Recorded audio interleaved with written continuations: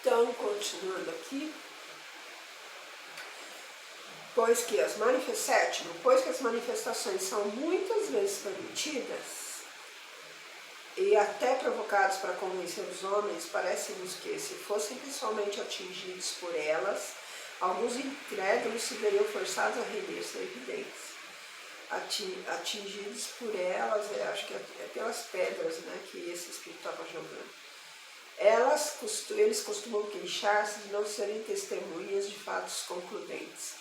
Não está no poder do espírito dar uma prova sensível? Aí São Luís responde: os ateus, os materialistas, não são de todo instante testemunhas dos efeitos do poder de Deus e do pensamento. Isso não impede que neguem Deus e a alma. Os milagres de Jesus converteram todos os seus contemporâneos? Ele pergunta. Não, né? Aos fariseus que se diziam: mestre, faz-nos ver algum prodígio, não se assemelham os que hoje vos pedem que lhes façais presenciar algumas manifestações? Se não se converterem pelas maravilhas da criação, também não se converterão ainda quando os espíritos lhes aparecerem de modo mais inequívoco, porquanto alguns os tornam mais animárias e empacadas. Alexa, marca 10 minutos. 10 minutos. Se procurassem de boa fé, não lhes faltaria ocasião de ver. Por isso, não julga Deus conveniente fazer por eles mais do que faz pelos que sinceramente buscam instruir-se, pois que o Pai só concede recompensa aos homens de boa vontade. A incredulidade deles não obstará que a vontade de Deus se cumpra. Bem vedes que não obstou a que a doutrina se difundisse. Deixai, portanto, de inquietar-vos com a oposição que vos move. Essa oposição é para a doutrina, ou que a sombra é para o quadro. Maior relevo lhe dá. Que mérito teriam eles se fossem convencidos à força? Deus lhes deixa toda a responsabilidade da teimosia em que se conservam, e essa responsabilidade é mais terrível do que pode supor. Felizes os que creem sem ter visto, disse Jesus, porque esses não duvidam do poder de Deus. Oitava pergunta: achas que convém evoquemos o Espírito a que nos temos referido para lhe pedirmos algumas explicações? Aí São Luís responde: evoca-o se quiseres, mas é um espírito inferior, que só te dará respostas muito insignificantes. Aí vem o diálogo, ele evoca o espírito e vem o diálogo, né, perturbador da Rua dos Noiers. Do espírito perturbador da Rua dos Noiers. Evocação. Que tinhas de me chamar? Queres uma pedrada? Então é que se havia de ver um bonito salve-se quem puder, não obstante o teu ar de valentia. Ele falando para Kardec. E aqui antes o espírito de São Luís fala, não precisa, para o Kardec, né, não precisa ficar com receio, porque a sua obra já está sendo difundida e os materialistas, os incrédulos, eles por si só, a vida mesmo vai produzir a forma deles acreditarem naturalmente. E a gente não pode esquecer que nada obstará que a vontade de Deus se cumpra. Se a vontade de Deus é clarear as pessoas com relação a isso, não tem ninguém na face da Terra, acho que nem no universo, que impeça isso. Aí, ele evocando o Espírito, né? O Espírito falou, se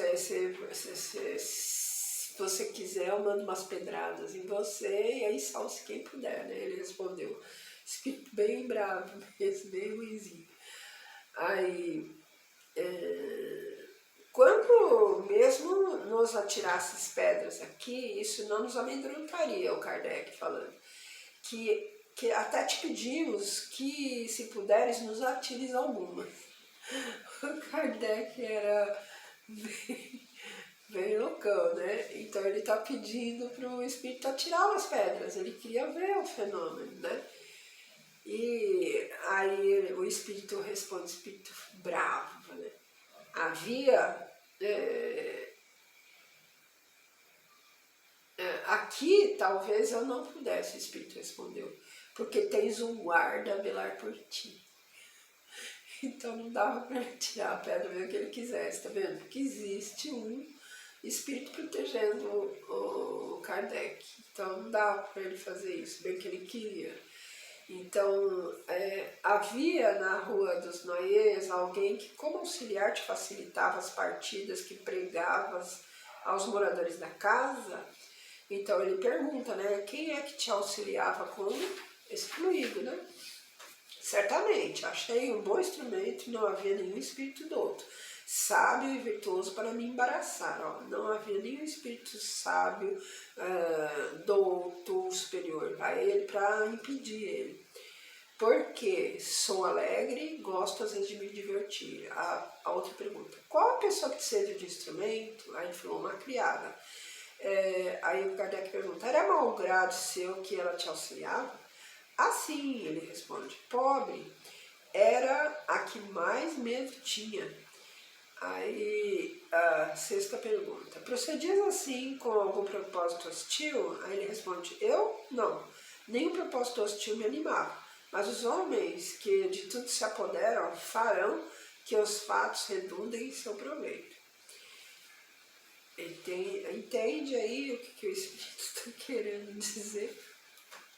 Porque ele já tinha partido para o outro plano, certo? Ele já, querendo ou não, estava desapegado. Então, ele fala aqui que os homens de que tudo se apoderam, né, farão que os fatos redundem em seu proveito. Aí, o que quer dizer com isso? Não te compreendemos, Kardec não compreendeu. Aí ele fala, eu só cuidava de me divertir, vós outros, porém, estudareis as coisas e tereis mais um fato a mostrar que nós existimos. Então, para ele era diversão, mas ele diz que os cientistas, né, o Kardec, no caso, na época, ia servir como estudo, né?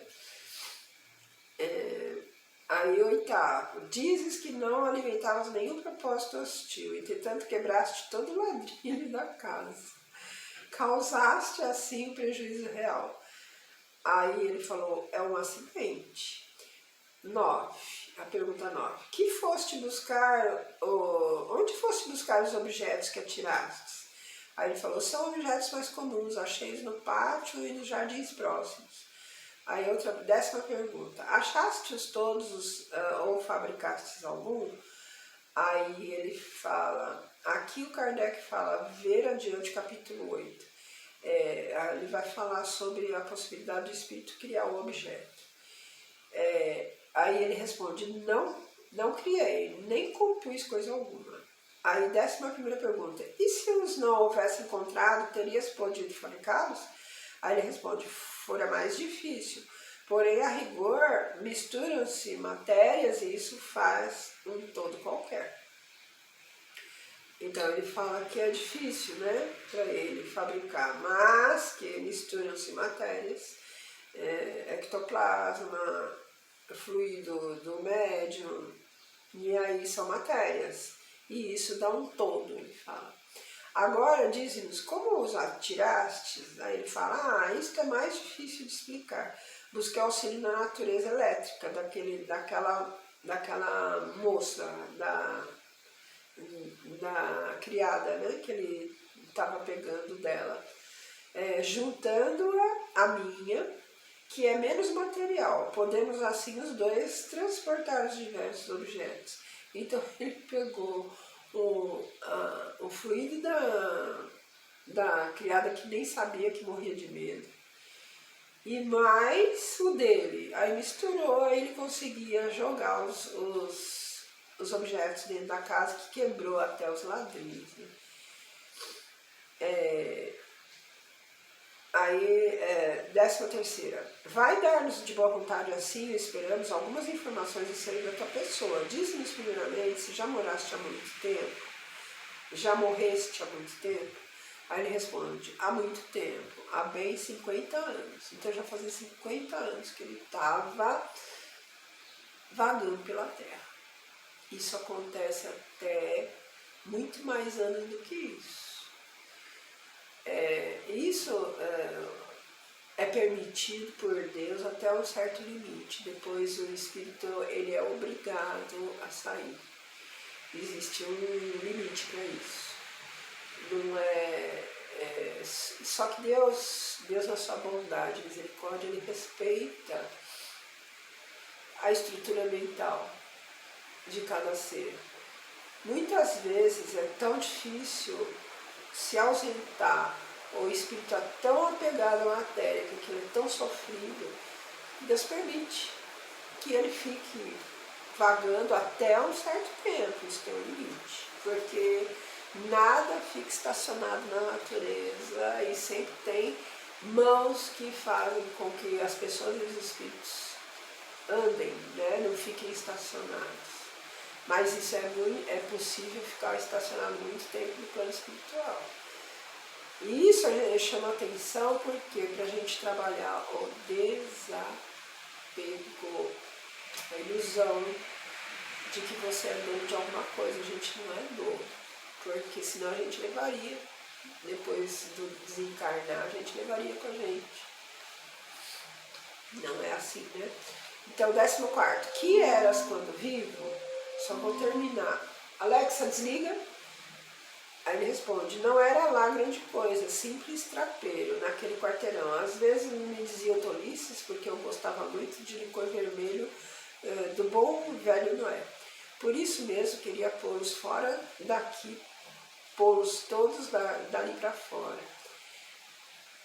Aí eu vou... Então ele era um trapeiro naquele quarteirão daquela casa. E ele, depois desencarnou, resolveu ficar na casa 50 anos.